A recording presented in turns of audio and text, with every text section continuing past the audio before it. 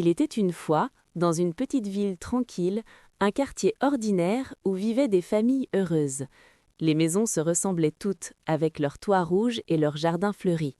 Chaque matin, les enfants se rendaient à l'école en traversant la place centrale où trônait une vieille fontaine en pierre. Personne ne se doutait que ce quartier cachait un secret extraordinaire, un secret qui allait tout changer. Tout commença un mardi après-midi, lorsque Léa, une fillette de 10 ans aux cheveux bouclés, remarqua quelque chose d'étrange en rentrant de l'école.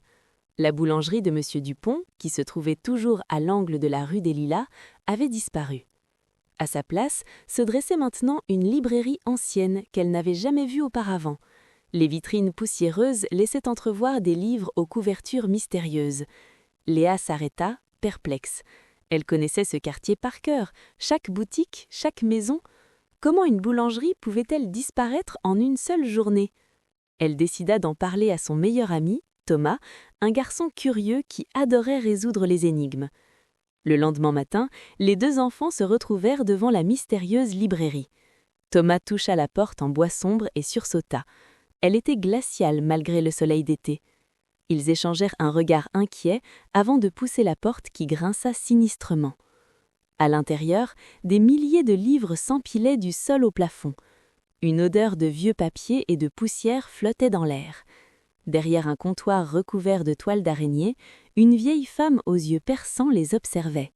« Bonjour, jeunes explorateurs », dit-elle d'une voix rauque. « Vous cherchez quelque chose de particulier ?» Léa prit son courage à deux mains. « Madame, où est passée la boulangerie de M. Dupont ?» La vieille femme sourit mystérieusement. « La boulangerie ? Il n'y a jamais eu de boulangerie ici, ma petite. Cette librairie existe depuis 100 ans. » Thomas fronça les sourcils. « Mais c'est impossible. Hier encore, nous achetions du pain ici. » La femme les regarda intensément, puis sortit un livre poussiéreux de sous son comptoir. « Ce quartier n'est pas comme les autres. Il possède une mémoire particulière. Parfois, il se souvient du passé, parfois, il imagine l'avenir. Prenez ce livre, il vous expliquera tout. » Les enfants saisirent le livre avec précaution et sortirent rapidement de la librairie. Une fois dehors, ils s'assirent sur un banc de la place et ouvrirent l'ouvrage. Les pages étaient jaunies et l'écriture ancienne difficile à déchiffrer, mais ils parvinrent à lire l'histoire incroyable de leur quartier. Il y a très longtemps, un architecte visionnaire avait construit ce quartier sur les ruines d'un ancien temple. Ce temple était dédié au temps et à la mémoire. L'architecte, fasciné par ces concepts, avait incorporé dans les fondations des pierres magiques provenant du temple. Ces pierres conféraient au quartier le pouvoir de se transformer, de voyager à travers différentes époques et différentes réalités possibles. « C'est fou !» s'exclama Thomas. « Tu veux dire que notre quartier peut changer d'apparence ?» Léa continua d'à lire. Le livre expliquait que les transformations se produisaient selon un cycle mystérieux lié aux phases de la Lune et aux souhaits inconscients des habitants.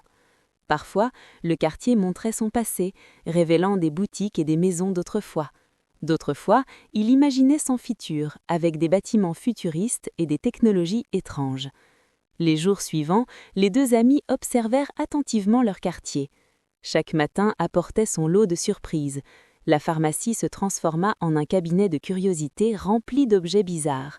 Le parc public devint un jardin sauvage, avec des plantes qu'ils n'avaient jamais vues. Même leur maison semblait différente, avec des fenêtres qui changeaient de place et des couleurs qui variaient. Les adultes, curieusement, ne semblaient rien remarquer. Ils continuaient leur routine quotidienne comme si de rien n'était. Seuls les enfants du quartier percevaient les transformations. Léa et Thomas comprirent qu'ils devaient agir.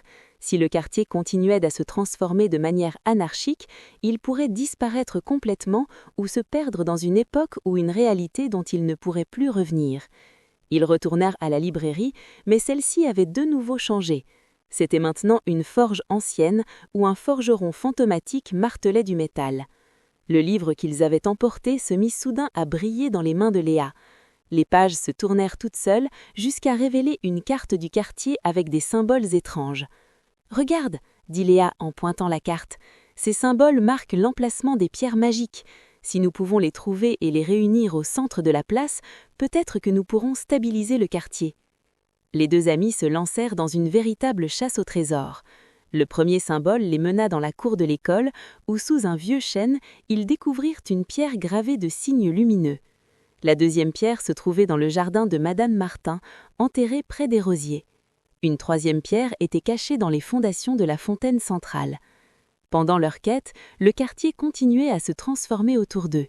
Ils virent des époques se superposer, des voitures anciennes côtoyaient des véhicules volants, des costumes d'autrefois se mêlaient à des tenues futuristes. C'était fascinant mais aussi effrayant. Le quartier semblait perdre son identité, tiraillé entre trop de possibilités. Après 3 jours de recherche, Léa et Thomas avaient rassemblé les 7 pierres magiques indiquées sur la carte.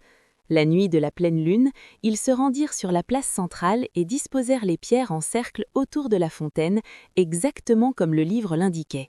Soudain, les pierres s'illuminèrent d'une lumière dorée. Un tourbillon de souvenirs et d'images se mit à tourbillonner au-dessus d'eux. Le quartier à travers les âges, dans toutes ses versions possibles. Puis progressivement, la lumière s'apaisa. Les transformations cessèrent. Le quartier retrouva son apparence familière, mais quelque chose avait changé. Il semblait plus vivant, plus lumineux, comme si toutes ces époques avaient laissé une trace de leur magie. La boulangerie de messieurs Dupont était revenue à sa place habituelle, mais sur sa vitrine brillait discrètement un symbole ancien. La vieille librairie avait disparu, mais dans la bibliothèque municipale, Léa et Thomas trouvèrent le livre mystérieux, soigneusement rangé dans une section spéciale. Les adultes ne se souvinrent jamais des transformations, mais les enfants du quartier gardèrent le secret précieusement. Ils savaient maintenant que leur quartier était spécial, qu'il portait en lui la mémoire de tous les temps et toutes les possibilités. Et parfois, lors des nuits de pleine lune, si on regardait attentivement, on pouvait encore voir scintiller les pierres magiques sous la place, veillant à ce quartier extraordinaire qui avait appris à rester lui-même tout en honorant son passé mystérieux.